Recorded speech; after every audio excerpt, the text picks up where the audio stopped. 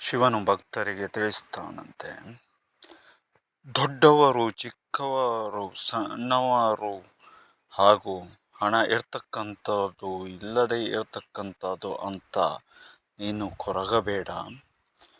ಮೊದಲು ನಿನ್ನ ಆರೋಗ್ಯವನ್ನು ರಕ್ಷಣೆಯನ್ನು ಮಾಡಿಕೊ. ತದನಂತರದಲ್ಲಿ ಎಲ್ಲವನ್ನೂ ಕೂಡ ತಾನು ನೀಡ್ತೇನೆ. ಮತ್ತು ಯಾವ ರೀತಿಯಾದಂತಹ ಸಮಸ್ಯೆ ಇದ್ರೂ ಕೂಡ ಚಿಂತಿಸಬೇಡ, ಮುಂದಕ್ಕೆ ಸಾಗು.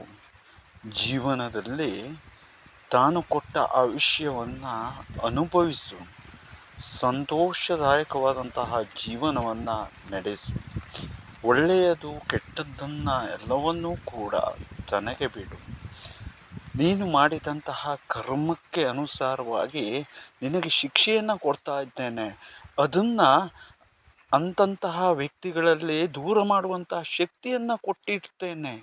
ಅವರ ಬಳಿಗೆ ಹೋಗು, ನಿನ್ನ ಪಾಪತ್ವವನ್ನು ತೆಗೆದುಕೋ, ಆರೋಗ್ಯದಲ್ಲಿ ಉತ್ತಮನಾಗು ಅಂತ ಹೇಳುವುದಾಗಿ ಶಿವನು ಮಾನವರಿಗೆ ತಿಳಿಸ್ತಾನೆ.